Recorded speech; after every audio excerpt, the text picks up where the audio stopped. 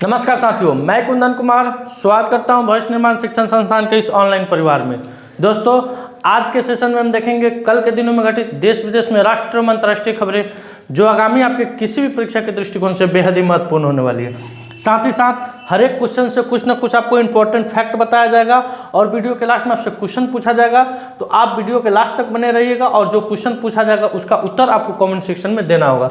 तो चलिए शुरू करते हैं, आगाज करते हैं, श्री गणेश करते हैं एक शानदार जानदार कोटेशन के साथ जो आपके अंदर एक नई ऊर्जा भरने का काम करेगी। दुनिया कहेगी तुम काबिल नहीं हो, दुनिया कहेगी कि तुम काबिल नहीं हो, मुस्कुरा के कहना वक्त बताएगा।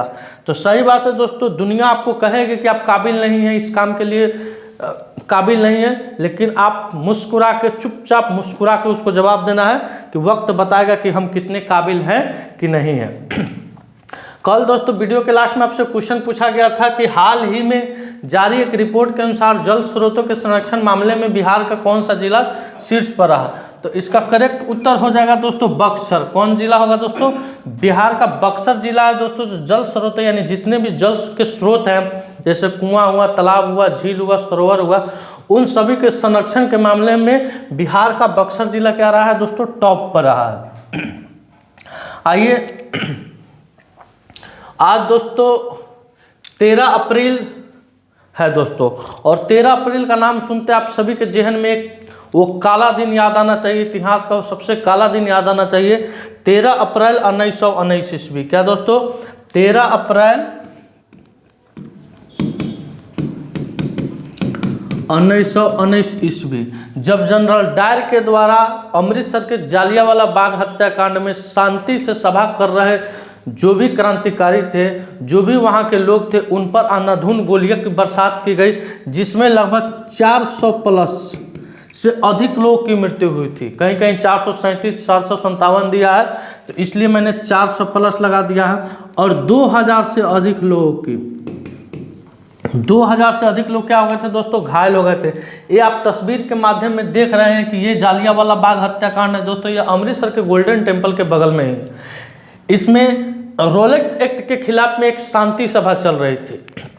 अंग्रेज के एक अफसर द्वारा अंग्रेज के अफसर को इसकी जानकारी मिली और उन्होंने इस बाग को चारों तरफ से घेर लिया। और इस बाग में एक पतला सा रास्ता था और वहाँ के लोगों पर अंधाधुंध गोलियां बरसाई जाने लगी दोस्तों, जिनमें लगभग 400 से अधिक लोगों की मृत्यु हो गई और 2000 से अधिक लोग क्या हो गए? घायल हो गए। यह किस तिथि की घटना है दोस्तों? तो 13 अप्रैल 1919 की तिथि की घटना है। उन्हीं की याद में, उन्हीं की सम्मान में हम लोग इस तिथि को मनाते हैं, जालियांवाला बाग हत्याकांड दोस्तों। ये इतिहास का एक काला दिन है दोस्तों, इसलिए मैंने सोचा है कि इसको आपके सामने रखा जाए। बाद में दोस्तों जनरल डायर को उधम सिंह ने लंदन में जाकर उनको गोली मार दिया था। आइए अब अगले क्वेश्चन पर। अगला क्वेश्चन है दोस्तों आपके स्क्रीन पर अप्रैल माह का। अगला क्वेश्चन है दोस्तों अप्रैल माह का जो सेशन है उसमें जो भी दिवस को बताया गया है अभी तक, वो है 1 अप्रैल उत्कल दिवस, 2 अप्रैल विश्व ऑटिज्म जागरूकता दिवस है, 3 अप्रैल दोस्तों हिंदी रंगमंच दिवस है, 4 अप्रैल को अंतर्राष्ट्रीय खाद्यान्न जागरूकता दिवस है, 5 अप्रैल को राष्ट्रीय समुद्री दिवस है, 6 अप्रैल को राष्ट्रीय हस्त निर्मित दिवस है, 7 अप्रैल विश्व स्वास्थ्य दिवस के हम लोग रूप में मनाते हैं, इसी दिन WHO की स्थापना हुई थी। 9 अप्रैल को CRPF शौर्य दिवस है, 10 अप्रैल वर्ल्ड होम्योपैथी दिवस है, 11 अप्रैल को राष्ट्रीय सुरक्षित मातृत्व दिवस है, 11 अप्रैल को ही विश्व पार्किंसंस दिवस मनाते हैं, 12 अप्रैल को मानव अंतरिक्ष उड़ान का अंतर्राष्ट्रीय दिवस के रूप में हम लोग इसको मनाते हैं। तो ये दोस्तों अब तक का अप्रैल माह का जो भी दिवस है उसको मैंने यहाँ पे रखा है। प्रतिदिन इस सेशन के शुरुआत में जो दिवस का क्वेश्चन आता है उसके बाद इसको रखा जाता है ताकि आपका रिविजन होते चले। अब आइए अगले क्वेश्चन पर। अगला क्वेश्चन है आपका बिहार से रिलेटेड दोस्तों। कह रहा है किस राज्य सरकार ने हाल ही में राज्य के करीब 70,000 सरकारी स्कूलों के नाम बदलने के प्रस्ताव को पास किया है? ऑप्शन है उत्तर प्रदेश, तमिलनाडु, बिहार एवं उड़ीसा दोस्तों। तो अभी दोस्तों बिहार के शिक्षा विभाग के द्वारा, किसके द्वारा? बिहार के शिक्षा विभाग के द्वारा, बिहार के शिक्षा विभाग के द्वारा यह निर्णय लिया गया है कि बिहार के लगभग 70,000 स्कूलों में, कितना दोस्तों, बिहार के लगभग 70,000 स्कूलों के नाम बदले जाएंगे। अब नाम बदले जाएंगे तो उन स्कूलों का नाम किनके नाम पर रखा जाएगा, थोड़ा देख लेते हैं दोस्तों। उन स्कूलों का नाम दोस्तों, पहले तो देश, राज्य या कोई संबंधित उस राज्य से कोई संबंधित देशभक्त, उस राज्य से संबंधित कोई देशभक्त, राज्य से संबंधित या देश से संबंधित, राज्य या देश से संबंधित देशभक्तों के नाम पर उस विद्यालय के नाम को रखा जाएगा। अब यह प्रक्रिया कब से शुरू होने वाली है दोस्तों, तो यह प्रक्रिया जुलाई से शुरू होगी। कब से शुरू होगी, जुलाई 2024 से सरकारी स्कूलों के नाम बदलने की प्रक्रिया शुरू होगी।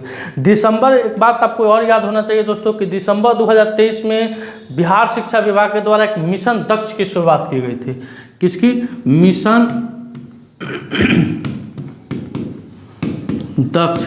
इसकी शुरुआत दिसंबर 2023 में की गई थी दोस्तों। किसके द्वारा, बिहार शिक्षा विभाग के द्वारा की गई थी। अभी जानते हैं दोस्तों बिहार में अभी शिक्षा मंत्री कौन है, तो बिहार में शिक्षा मंत्री हैं अभी, शिक्षा मंत्री सुनील कुमार है। कौन है बिहार में शिक्षा मंत्री अभी, कौन है, सुनील कुमार है दोस्तों। अब आइए अगले क्वेश्चन पर। अगला क्वेश्चन है आपके स्क्रीन पर। अगला क्वेश्चन काफ़ी VVI क्वेश्चन है, इंपॉर्टेंट क्वेश्चन है, थोड़ा क्वेश्चन को ध्यान से समझिएगा दोस्तों।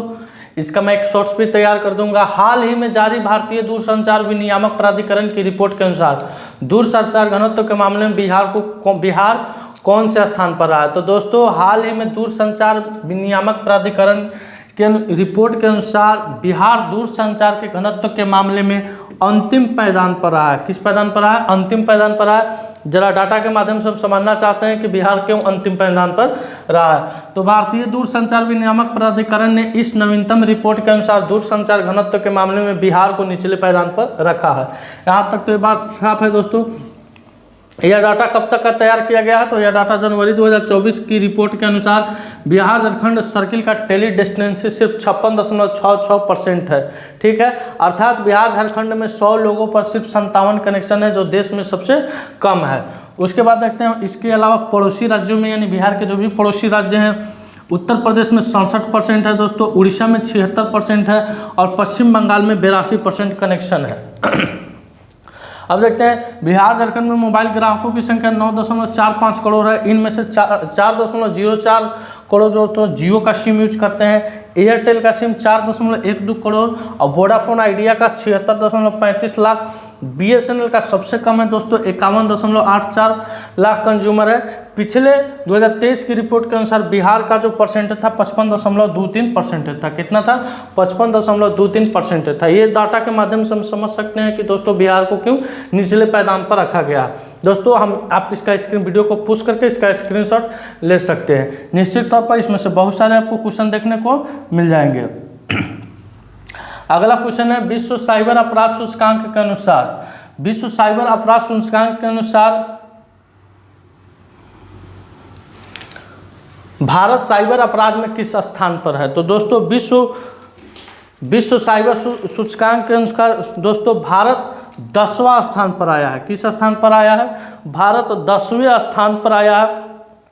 कुल यह डाटा कितने देशों पर है आधारित दोस्तों, कुल देशों की जो संख्या है इसमें 100 है। कितना है, कुल देशों की संख्या 100 है दोस्तों। इसमें रूस, यूक्रेन, चीन, USA, रूस, यूक्रेन, चीन, USA, ये दोस्तों क्रमशः फर्स्ट, सेकंड, थर्ड और फोर्थ पर स्थापित है। इसके बाद नाइजीरिया, रोमानिया और उत्तर कोरिया। नाइजीरिया, रोमानिया और उत्तर कोरिया। ये दोस्तों क्रमवार है आपको, इसमें भारत का स्थान कितना है, 10वां है दोस्तों। आइए अगले क्वेश्चन पर। अगला क्वेश्चन है आपके स्क्रीन पर, हाल ही में विश्वविद्यालय रैंकिंग में शीर्ष रैंक वाला कौन भारतीय विश्वविद्यालय बना है? हाल ही में विश्वविद्यालय रैंकिंग में शीर्ष रैंक वाला कौन भारतीय विश्वविद्यालय बना है? तो दोस्तों जेएनयू। कौन विद्यालय बना है? जेएनयू बना है। आइए डाटा के माध्यम से समझते हैं। भारत का जवाहरलाल नेहरू विश्वविद्यालय विश्वविद्यालय की रैंकिंग सूची में सर्वोच्च रैंक वाला भारतीय विश्वविद्यालय बनकर यह उभरा है। रैंकिंग दोस्तों लंदन स्थित उच्च शिक्षा विश्लेषण फर्म क्वालिरिक साइंस यानी क्यूएस के द्वारा जारी किया गया है। विकास अध्ययन विषय के तहत जेएनयू को 20वां स्थान दिया गया है। सेंसेक्स विश्वविद्यालय, ऑक्सफोर्ड विश्वविद्यालय और साउथ लंदन विश्वविद्यालय दुनिया की सूची में शीर्ष पर है दोस्तों। ये भारत का टॉप है और पूरे विश्व में इसको कितना स्थान मिला है दोस्तों? 20वां स्थान मिला है। तो यहाँ से भी बहुत सारे क्वेश्चन एनालाइज हो रहे हैं, बहुत सारे क्वेश्चन बन रहे हैं, जिसको आपको नोट करते चलना है दोस्तों।